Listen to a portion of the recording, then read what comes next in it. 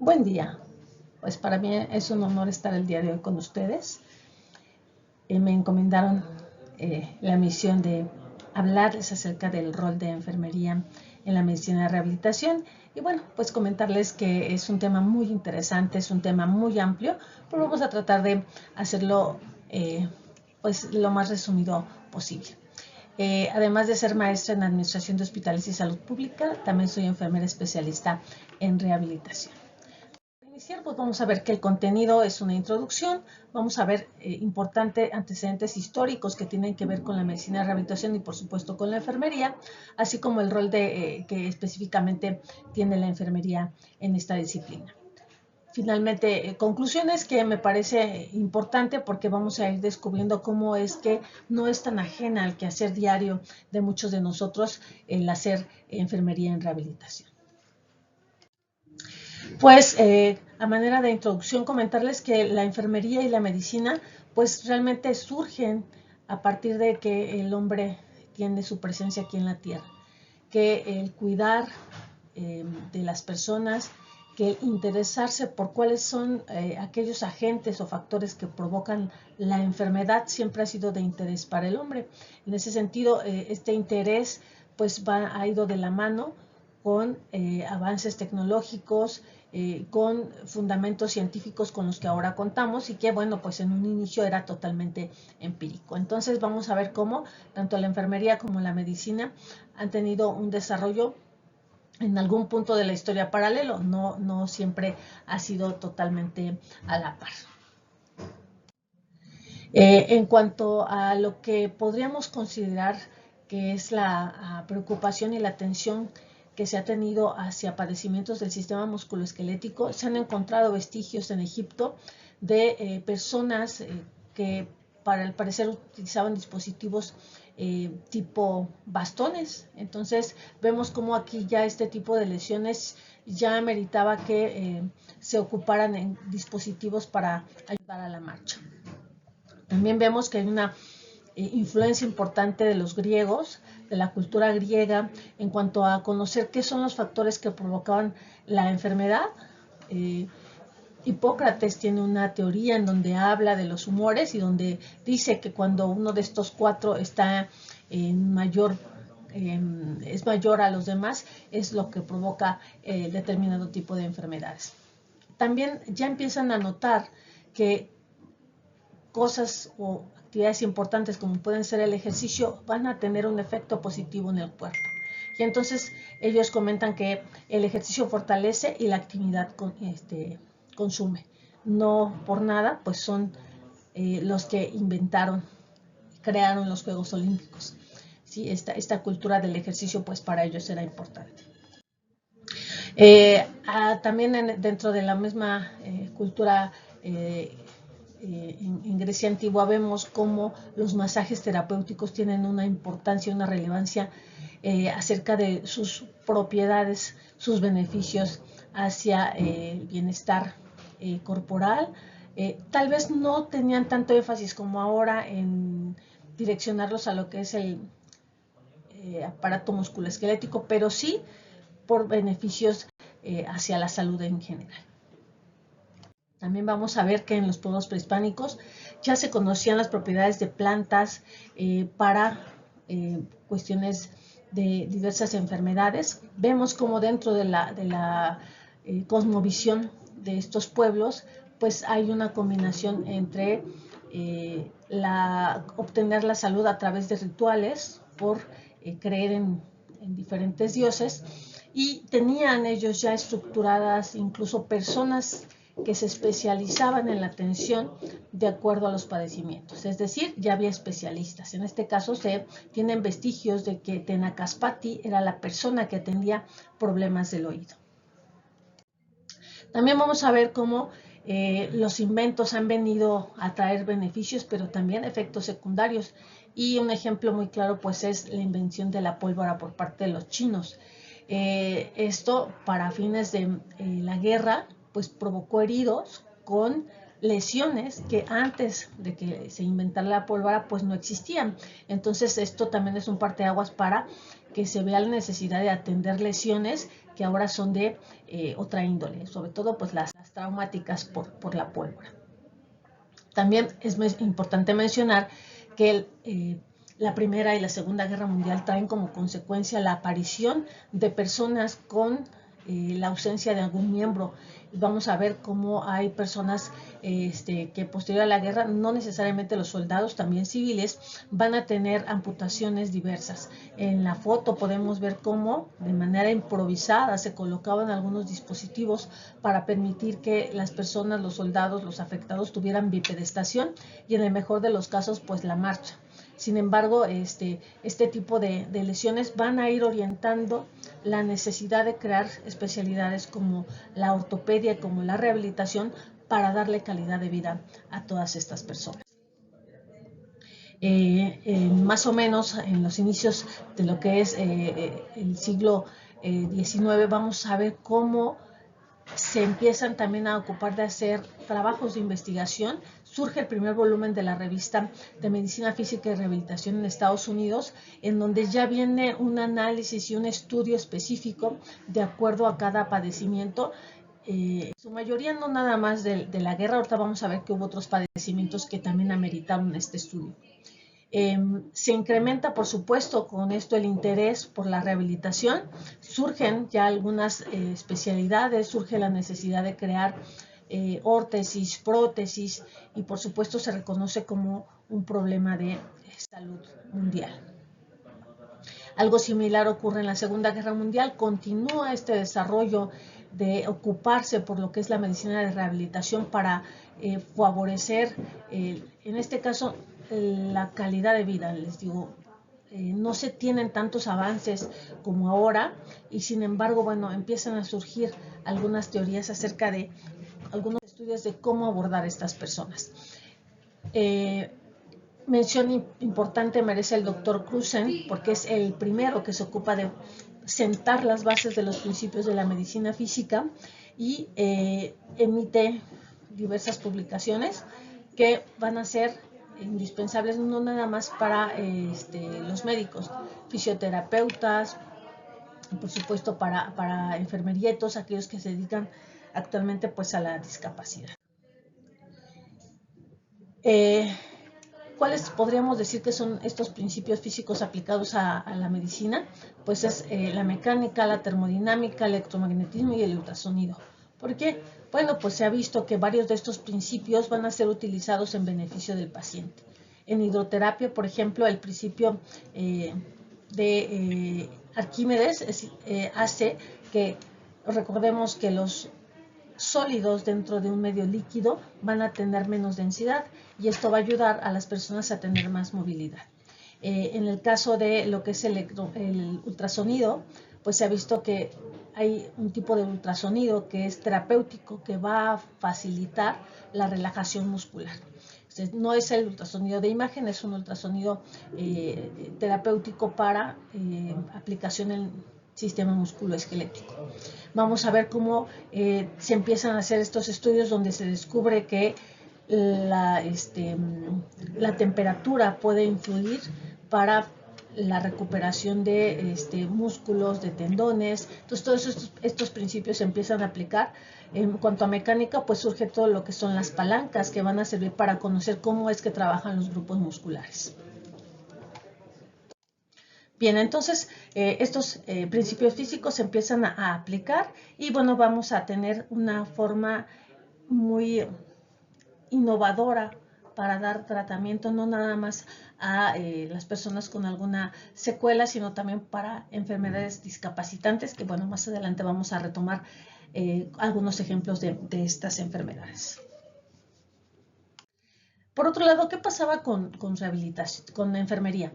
Recordemos, enfermería es una profesión muy joven, y estamos hablando de que históricamente se considera a Florence Nightingale la que formaliza la enfermería, la que le empieza a dar un sustento o una preocupación por dejarlo empírico para hacerlo científico.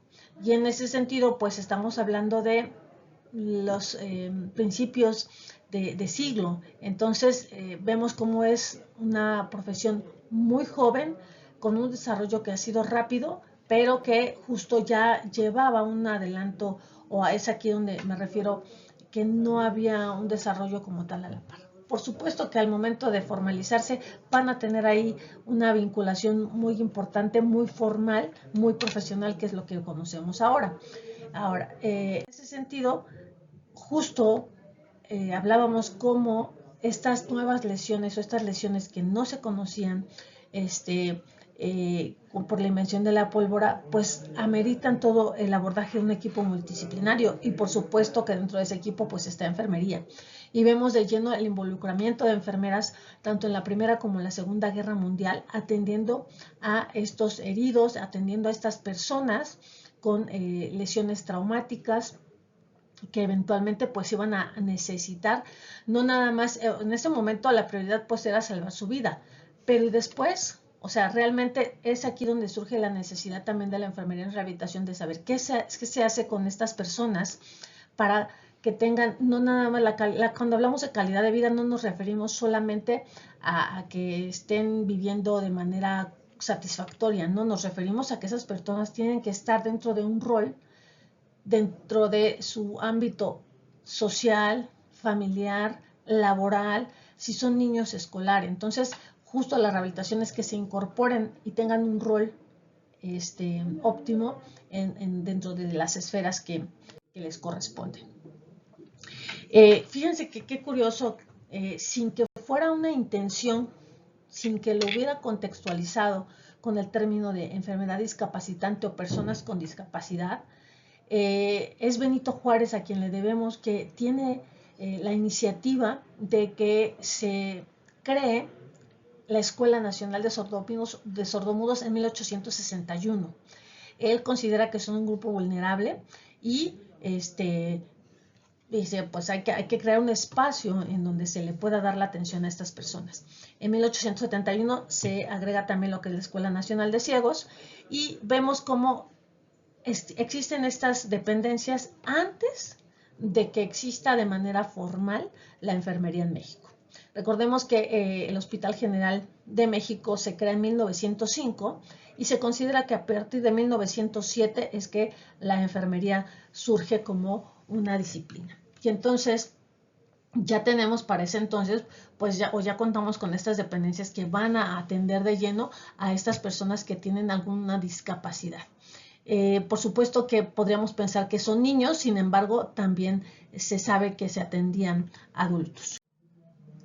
Entonces, como les comentaba al inicio, es una profesión joven donde lo esencial es el cuidado, y que aquí habría que entenderlo como que para fines de la rehabilitación, y bueno, para otras disciplinas seguramente también será, la aplicación del método científico, a partir de tener conocimientos, habilidades, aptitudes, con el objetivo de lograr el máximo potencial de la persona, la máxima independencia y por supuesto pues su mayor grado de salud. Entonces, en un recuento rápido, vemos cómo en Europa, siglo XIX, tenemos a Florence Nightingale.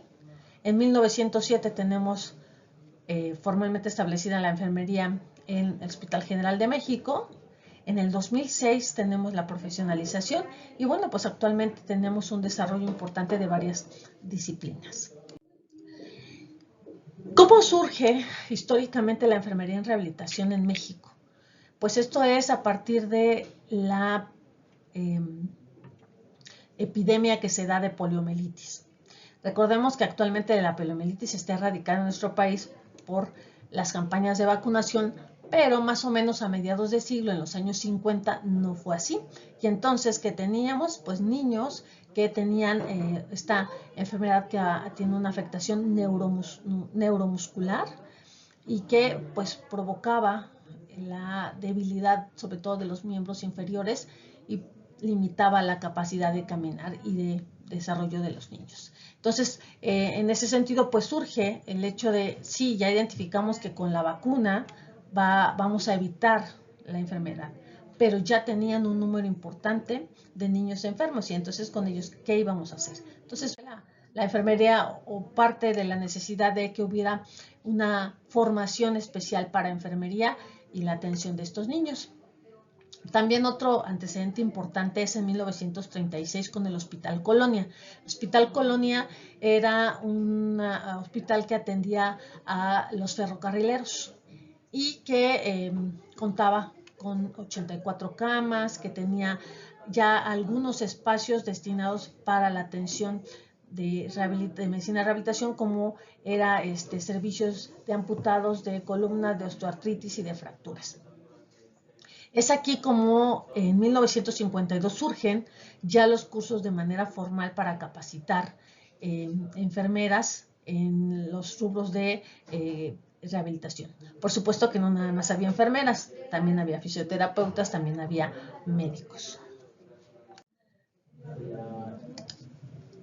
En 1974 surge una publicación de Pekín, una autora norteamericana que nos habla de cuáles son los principios de enfermería en rehabilitación, y ella sugiere 3. La prevención, que justamente se refiere a evitar que una persona tenga una enfermedad discapacitante.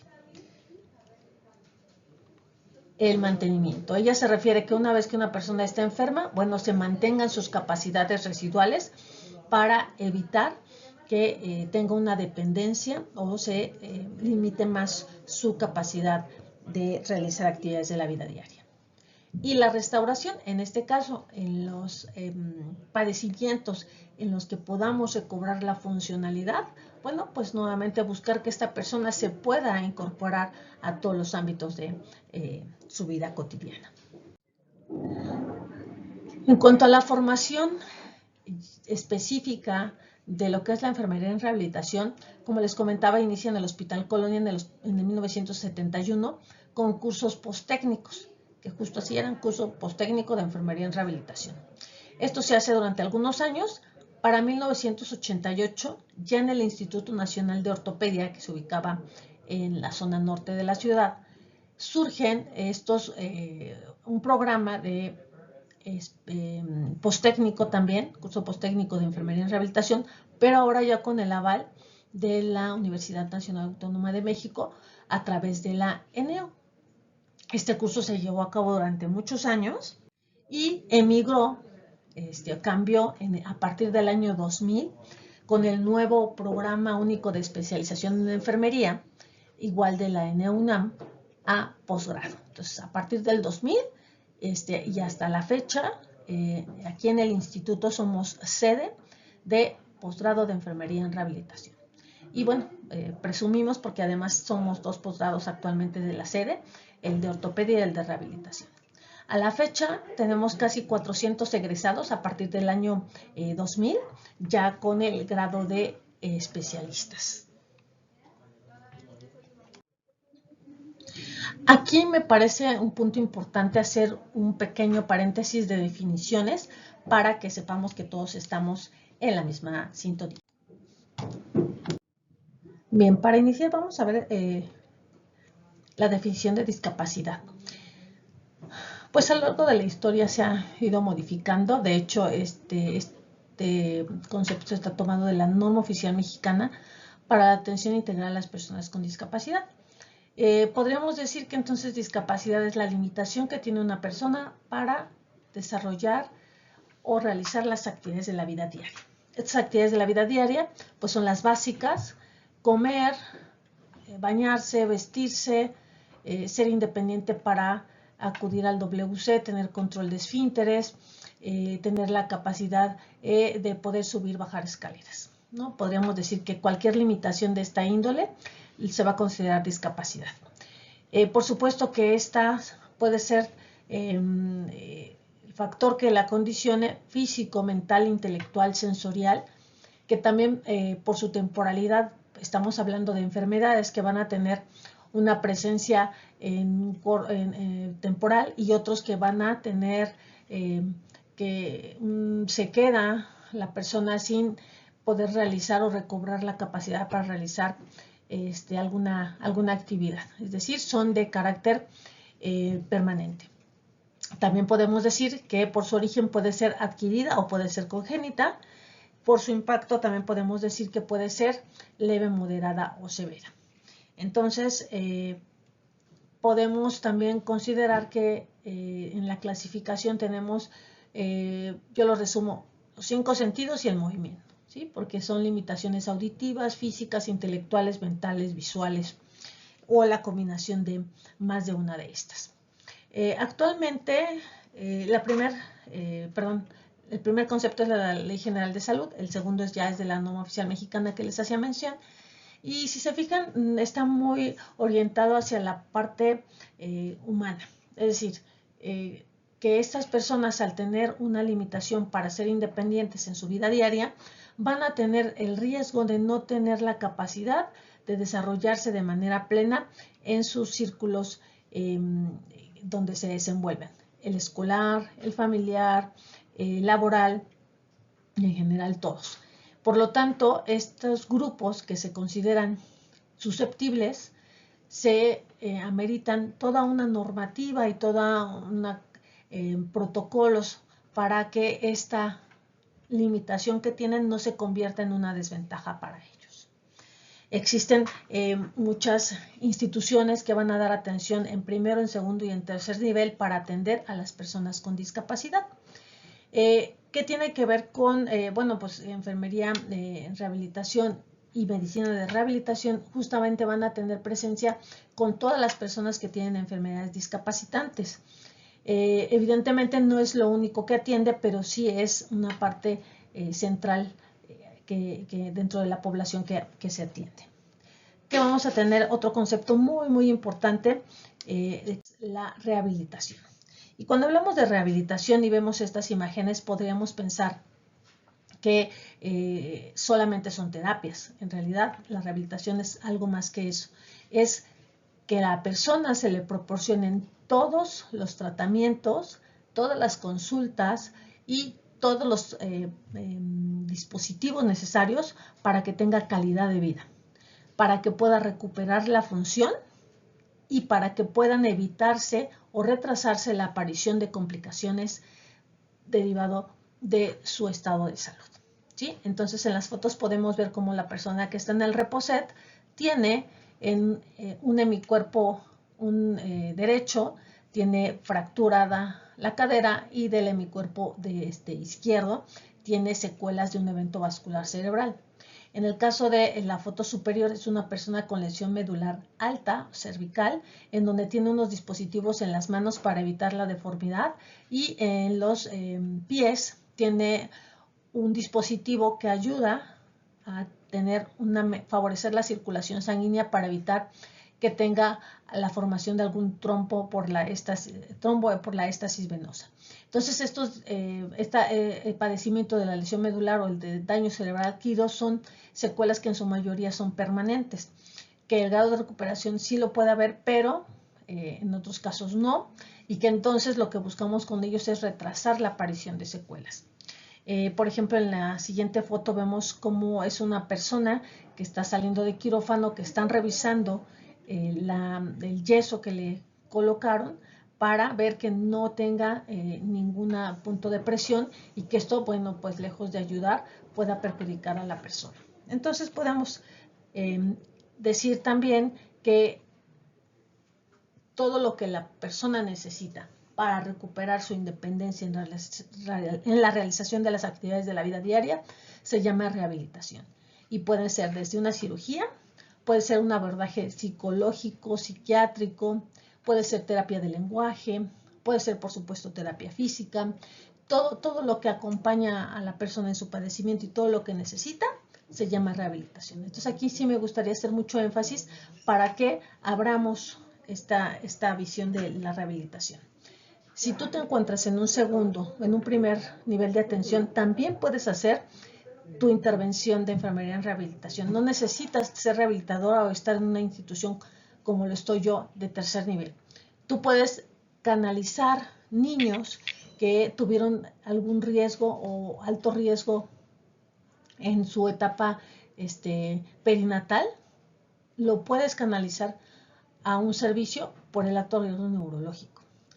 Tú puedes identificar si es una persona con hipertensión y con diabetes, con poco apego terapéutico, le puedes hacer educación para la salud para evitar que presente daño cerebral adquirido o alguna complicación derivada de la diabetes, ya sea a nivel ocular o a nivel de infecciones de pie, lo más común, pie diabético, que lleva amputaciones. Entonces, eso es lo que me gustaría con lo que se quedaran en la plática del día de hoy, que sus intervenciones pueden ser ya de enfermería en rehabilitación sin que ustedes sean rehabilitadoras y sin que estén en un hospital donde se atienda discapacidad.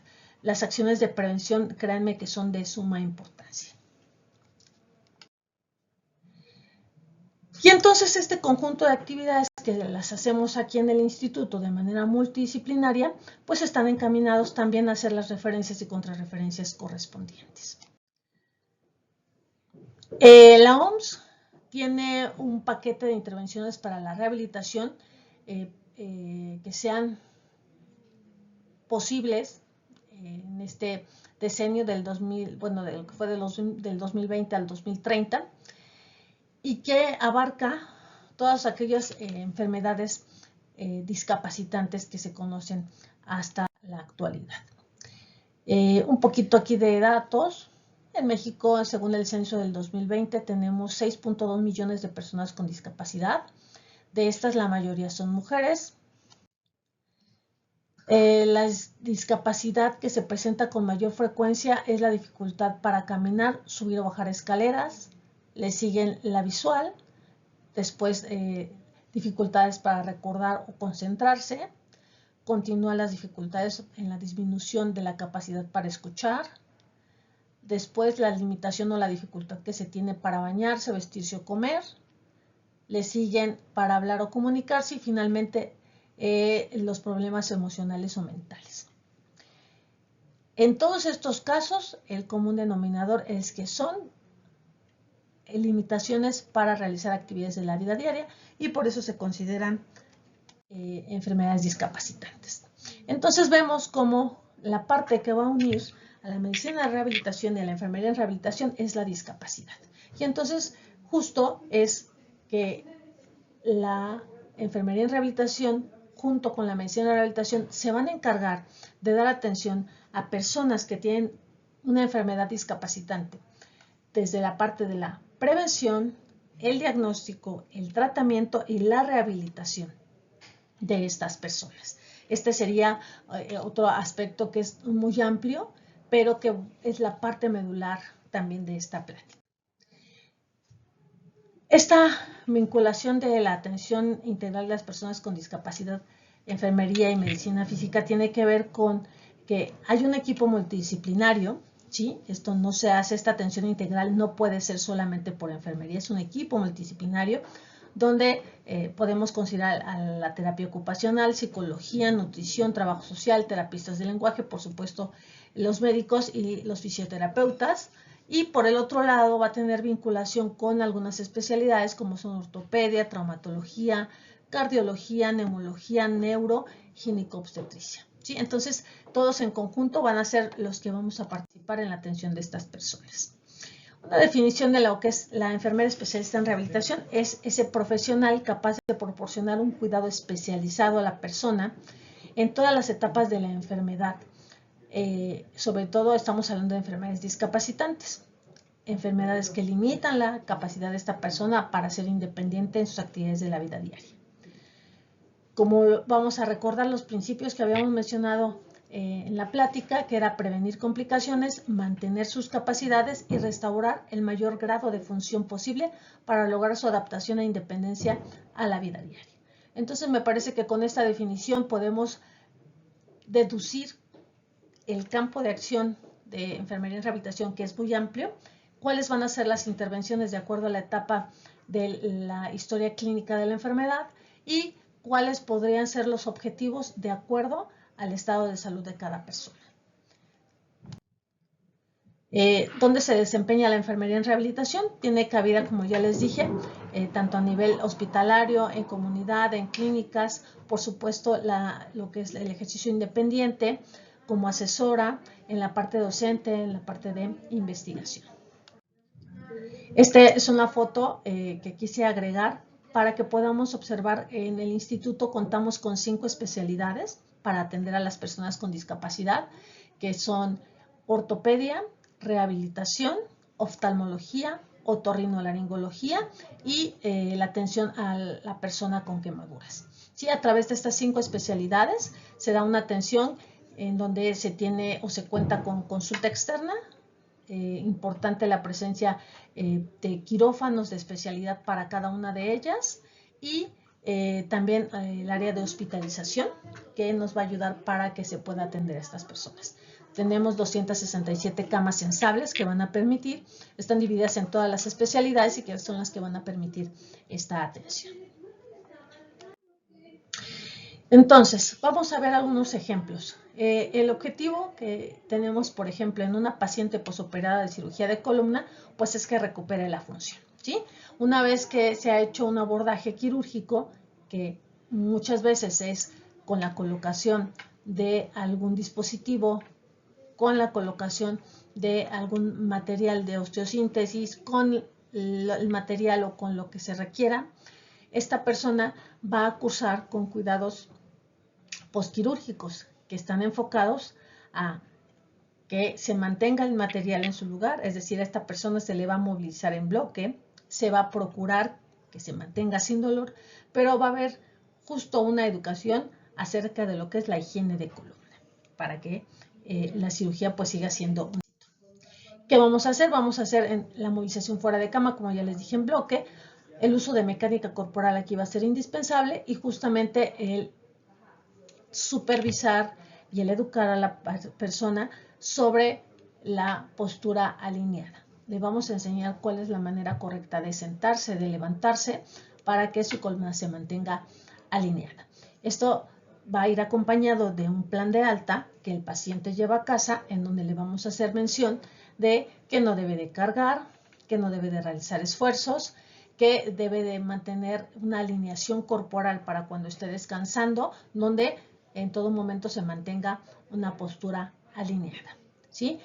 Vamos también a sugerirle que no aumente de peso, vamos a sugerir que tenga apego terapéutico si tiene algún tipo de comorbilidad y por supuesto el seguimiento que se le va a hacer posterior en la consulta externa. Si fuera en el caso de la consulta externa, vamos a ver que cuando el paciente ya está en condiciones puede recibir diferentes modalidades de tratamientos. En la foto vemos, por ejemplo, un grupo de personas que están en el tanque terapéutico. Es un agua que está a una temperatura de 1 o 2 grados mayor a la temperatura corporal, que el hecho de que la persona posoperada que no puede hacer esfuerzos, recordemos ese principio en donde los sólidos tienen menor densidad, es decir, menor peso dentro de un líquido, que en este caso además es un agua caliente, que el calor va a hacer un efecto relajante a nivel muscular y va a favorecer o va a facilitar que esta persona pueda realizar ejercicios dentro del agua. Y entonces vemos aquí una parte del tratamiento. Va a ir acompañado también de una serie de estiramientos y de ejercicios específicos para fortalecer todos los músculos de la columna vertebral, que son los que finalmente van a favorecer que se mantenga alineada la columna vertebral y por lo tanto, bueno, pues consideremos que esta persona recobre su función, ¿sí? Entonces, con este ejemplo, les quiero mencionar cómo van a ser las intervenciones de enfermería en rehabilitación de acuerdo al momento que se esté atendiendo a la persona. En el caso, por ejemplo, de una cirugía de la articulación coxofemoral de la cadera, aquí, bueno, pues la persona también puede ser que tenga la colocación, si es una fractura de la cabeza femoral, de un clavo centromedular, por ejemplo, o puede ser que sea un reemplazo total de lo que es la articulación de los dos componentes, tanto del acetábulo como de la cabeza femoral, de acuerdo al padecimiento a la condición que haya tenido la articulación.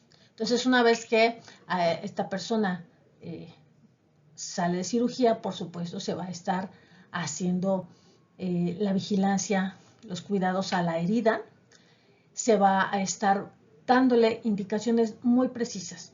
En este caso, son pacientes que no deben de tener una flexión de cadera de más del 90 grados, que deben de evitar la abducción para que no tengamos problema con tanto con el clavo centromedular y o con la prótesis que se les haya colocado. Entonces aquí es de mucha educación hacia los pacientes. ¿Qué buscamos? Bueno, pues que esta persona nuevamente tenga la fuerza muscular necesaria para que pueda realizar bipedestación, marcha, subir y bajar escaleras. Entonces vamos a ver que hay un rango de movimiento para cada articulación y de acuerdo al rango de movimiento vemos en la tabla cuáles son los grados que requiero de acuerdo a la actividad que quiero realizar. Entonces vemos la flexión. En la primera foto estamos haciendo aducción, esto es separar de la línea media. En la segunda foto estamos haciendo una flexión, ¿sí?, para ver la flexión de cadera. Y en la tercera foto ya estamos haciendo el grado máximo de flexión para saber, para medir y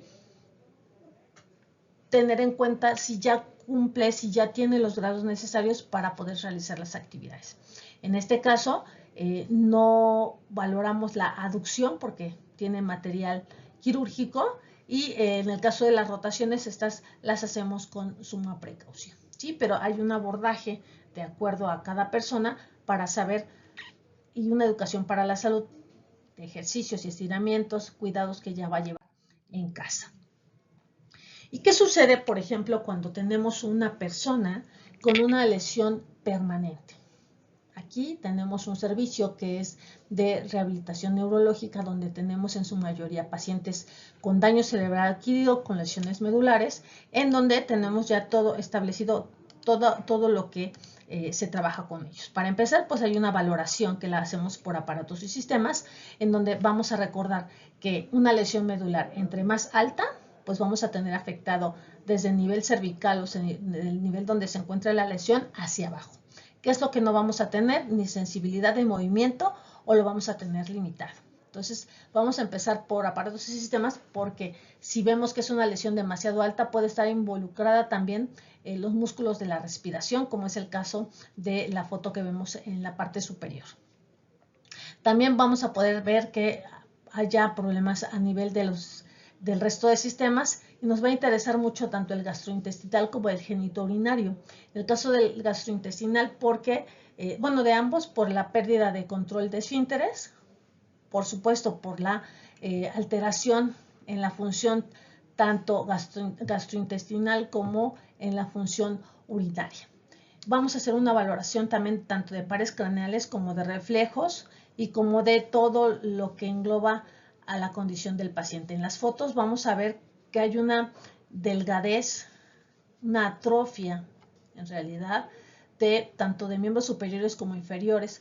Es una persona con lesión medular que ya tiene en su fase crónica, ya tiene varios años con la lesión y entonces a lo largo los músculos tienden a hacerse,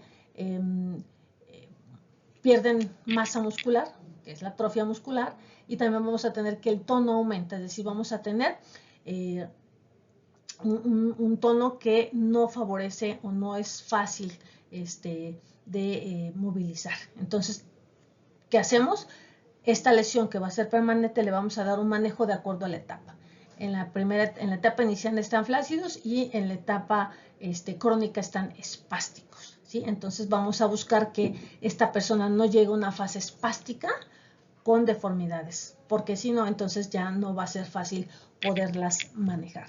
Vamos a evitar, si esta persona no tiene sensibilidad, la complicación más frecuente, que son las lesiones por presión. Y cuando tenemos compromiso respiratorio, estos pacientes pueden llegar a tener traqueostomías, como vemos en la foto inferior. Pueden tener ventilación o asistencia de ventilación mecánica, o pueden no tenerlo, sin embargo van a tener problemas para la movilidad y si estamos hablando de una cuestión torácica, pues vamos a ver afectados los músculos accesorios de la respiración. ¿Sí? Entonces, como vemos, de acuerdo a la afectación de la persona, nosotros vamos a establecer intervenciones para poder implementar los principios que ya vimos. Prevenir complicaciones o retardar su aparición, mantener sus capacidades residuales y restaurar todo aquello que esté en la posibilidad de recobrar su funcionalidad. Tenemos también en perinatología, pues todo el abordaje, lo que es el control prenatal, con la prevención de enfermedades discapacitantes congénitas, la sugerencia de que le tengan apego al ácido fólico, de que vayan a los controles correspondientes, de que haya un manejo del recién nacido adecuado. Recordemos que ahora ya tenemos los protocolos nacionales de atención médica, los pueden consultar en la página del Consejo de Salud General, y ahí viene el apartado de los 1000 primeros días de vida, que pues abarca desde la parte del embarazo. En cuidados intensivos, por supuesto que también hay una aplicación importante, porque aquí vamos a ver cómo, aunque la persona esté inconsciente, bueno, pues tenemos abordajes, intervenciones que permiten que se mantenga de la mejor manera su estado de salud, o principalmente retrasar la posibilidad de que tengan alguna complicación. En el caso de neumología, pues existen ya ejercicios respiratorios, tanto para las personas que están con una enfermedad permanente, como puede ser y discapacitante, como es la lesión medular, pero también podemos tener pacientes con EPOC, en donde, bueno, pues estos ejercicios respiratorios van a ayudar a disminuir o a retrasar la aparición de complicaciones. Por supuesto, en los deportistas de alto rendimiento, que actualmente ya vemos que tenemos muchas personas con discapacidad, pero que tienen una incursión en el deporte. Enfermería de rehabilitación también puede hacer detección de problemas de postura en los niños, puede favorecer también cómo generar el apego a lo que es la higiene de columna, cómo enseñar desde pequeñitos a los niños cómo cuidar su cuerpo. Por supuesto, ya cuando no son niños, están adultos, hay enfermedades, riesgos laborales que hacen que sea muy frecuente algún padecimiento. Las personas que cargan, por ejemplo, o por la postura que realizan, las secretarias llegan a ser, las secretarias, lo que es lesiones del nervio medio en la mano, famoso túnel del carpo. En el caso de las personas que cargan, pues generalmente van a tener lumbalgias. Entonces, todo esto también tiene una incursión en donde podemos tener como enfermeros un abordaje de prevención o un abordaje para evitar que se compliquen estos problemas. Recordar que pues hay un Día Internacional de las Personas con Discapacidad, que es el 3 de diciembre, en donde pues hay diferentes actividades para reconocer la importancia en su atención. Y entonces, ya para casi finalizar, la enfermería en rehabilitación va a gestionar cuidados. ¿A quiénes? A personas, a familias, a comunidad. ¿Para qué? Como lo venimos reiterando, para prevenir causas de discapacidad, limitar daños, mantener capacidades residuales de la persona con discapacidad, pero lo que más queremos hacer énfasis es en el autocuidado. Que se fortalezca la capacidad de la persona para proporcionarse su propio cuidado.